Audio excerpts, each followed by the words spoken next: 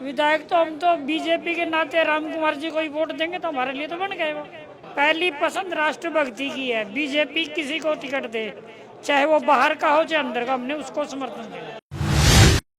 हाँ, झूठ बोल रहा है, हम नहीं झूठ बोल रहे। तुम भी दो रहा, हम भी दो रहा, 5,500-6,000 वोट पड़ेंगे। गौतम ने देवांगे तो तुम्हारी बात आ रही है। हाँ, दादा राम कुमार गौतम तो है, बीजेपी तो है, जब भी तो बीजेपी का है। इसी पसंद है कि उसने छोड़ नहीं सकते। बीजेपी तो हमारे देश के लिए एक वरदान है, बढ़िया चीज है। अब की बनेगा, बिल्कुल एक तरफी इलेक्शन होगा जी। दादा गौतम जिंदाबाद होंगे। और दादा गौतम कम से कम 40,000 वोटों से जीत रहा है।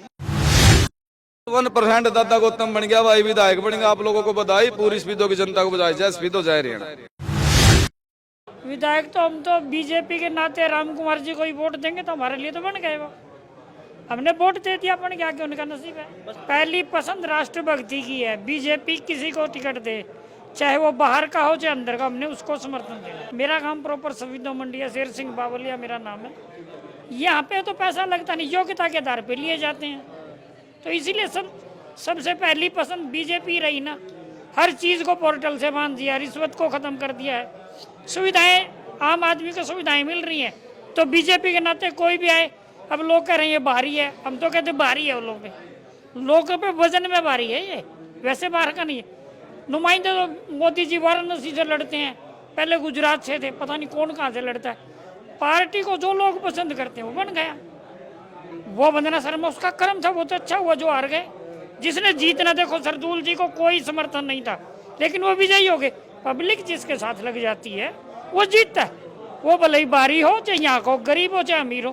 पैसे वालों को लुढ़कते देखा है। सरदूल जी के पास तो अपनी साइकिल भी नहीं थी, वो जीतते देखे हैं। तो समय का नहीं पता।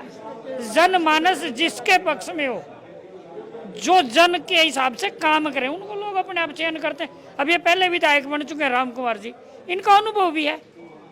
अब कहने को तो यहाँ पे बोल देंगे आप बच्चन सिंह भी बने हैं, जसवीर जी भी बने हैं, पहले वो भी पहले बने, लेकिन वो सत्ता पक्ष के नहीं है। सेंटर में भी चाहिए हमें, यहाँ पे भी चाहिए। तो हमें दोनों का मिलाव करके ही तो काम, जनहित में काम ये कर सकेंगे। वो नहीं करेंगे, उनके बस का नहीं है। उसकी किस्मत थी। सुषमा स्वराज जी की बहन होने के नाते वो आ रहे। लोगों के मन में बसना चाहिए ना। अब मन से गौतम जी को चाह रहे हैं तो बनेंगे, उस टाइम उनको मन से चाह रहे तो वो बने। देखो मेरी बात सुनिए, मैंने पहले कहा आपको, बीजेपी जिसको भी टिकट देगी हम उसके साथ हैं। भले ही गौतम जी हो चाहे वो आपको दे दे, हम आपके साथ हैं। वो संगठन की जो निगाह होती है उसमें अपनी व्यक्तिगत राय नहीं रखनी चाहिए, क्योंकि सर्वसाधारण काम होते हैं, जनहित के काम होते हैं। व्यक्तिगत अपनी राय नहीं रखनी चाहिए, मेरा अपना ऐसा मानना है। भाई माहौल बने रहा, बाहर आएगा। हाँ, झूठ बोल रहा है, हम नहीं झूठ बोल रहे। तुम भी दो रहा, हम भी दो रहा, 5,500-6,000 वोट पड़ेंगे ना। हम तो वोट देवांगे अपनी तरफ से। मेरी सुन बात, तुम्हारे घर की 8 वोट है, ईब लिखवा ले, नोट नंबर कर ले, वोट नंबर कर ले, मकान नंबर कर ले, जाति कर ले, सारी चीज उतना पूरी देवांगे अपने। गौतम ने देवांगे तो तुम्हारी बात आ रही है। हाँ हाँ, तो तुम्हारी बात आ रही है भाई। मेरी सुन ले बात, वोट उसकी देनी चाहिए जिसके ऊपर सरकार है। भाई हमारा एक कब्जा करने लग गया, हमारा छोरा लग गया। हम क्यों कहा, एक कब्जा का कौन लग गया हमारा, एक कब्जा का कौन लिया हमारे पास है, और हमारा छोरा लग गया। बढ़िया रोजगार दी है, नहीं तो 60 साल या कांग्रेस हो रही नहीं थी कि इसने कह दिया पथ है, कुछ भी नहीं दिया। भैया हमने नहीं भेजा इस चीज के बारे में। हम लोग कौन इसके, ना हम देने में, ना लेने में, ना पीने में, ना हम लेंदे। या भी उन्होंने ओड़ा कह दिया था मेरे से, बोले ओड़ा चले, ओड़ा उन्होंने बोला तो ओड़ा चले था। मैं उड़को गया था, मैं बोला कोई बात नहीं, मैं अपनी पर्स में बैठा। वो बोला ना ओड़ा था, जाए तो रह गया। ऐसा भैया तो एक तरफा माहौल गौतम के पक्ष में है। सारा का सारा गांव है ना, बीजेपी से जो नीतियां है ना इसकी, जो आम आदमी तक इसके जो लाभ हैं पहुंच रहे हैं, उसी से प्रभावित है। और कोई नया तो कोई सिस्टम है नहीं। जैसे यहाँ पर CSC बन गई, पशुओं का अस्पताल बन गया, सीवरेज व्यवस्था चल रही है, पानी की भी टंकी बनने लग रही है, ठीक है ना। और रही बात रोजगार की, रोजगार जो इन 10 सालों में रोजगार मिले है ना, वो बहुत बड़ा एक मतलब बीजेपी के लिए पॉजिटिव पक्ष है। हमारे यहाँ पर कम से कम 250 बच्चे सरकारी नौकरी पे लगे इन 10 सालों में, तो सारे मोहल्ले मोहल्ले से पुलिस में जेई, डॉक्टर, ठीक है नहीं, पटवारी, मतलब इन सभी प्रत्येक नौकरी में सभी बच्चे लगे हैं। और वो है ना उन परिवारों के लगे हैं जिन्होंने कभी सपने में भी नौकरी नहीं दिखी होगी कि भाई मेरा बच्चा, जैसे ही मेरे पास अभी से इन्होंने बैठा है ना, ये गरीब परिवार है और अब इनका बच्चा लगा है इसमें डी ग्रुप में, तो 1 रुपया भी की इन मतलब न्यू बिन था भी हमारा बच्चा लग जाएगा। तो एक ये पॉजिटिव पक्ष है। राम राम भाई। राम राम भाई। किसका माहौल बना रहे आपकी बारी? मोल बीजेपी। दादा राम कुमार गौतम तो है, बीजेपी तो है, जब भी तो राज बीजेपी का है। बीजेपी की पसंद का तो कोई मैटर नहीं बनता, क्योंकि बीजेपी तो एक इसी पसंद है कि उसने छोड़ नहीं सकते। बीजेपी तो हमारे देश के लिए एक वरदान है, बढ़िया चीज़ है, बढ़िया चीज़ है। और जो आज तक किसी ने नहीं किया ना, वो चीज़ है बीजेपी तो। अर्थात रही दादा गौतम की बात, दादा गौतम बड़ी आदमी है और अच्छे हैं, अच्छी छवि के भी हैं और वो काम भी करेंगे। क्योंकि पिछली बार का काम उनका जो अगर गिना रहे हैं ना कोई, भाई गिना हुआ वीडियो दिखा भाई काम नहीं कराया, पिछली बार वो किस पार्टी दे थे? जेजेपी थे। जेजेपी में दुष्यंत चौटाला ने क्या कराया था? 11 के 11 विभाग अपने पास लेकर बैठ गया। 11 विभाग जो अपने पास लेकर बैठ गया, 11 विभाग दिए थे उसका है, तो ये क्या करेंगे? कुछ भी नहीं, इनमें कुछ था ही नहीं अधिकार, बेचारे भी ये क्या करते हैं, तो कर नहीं पाए।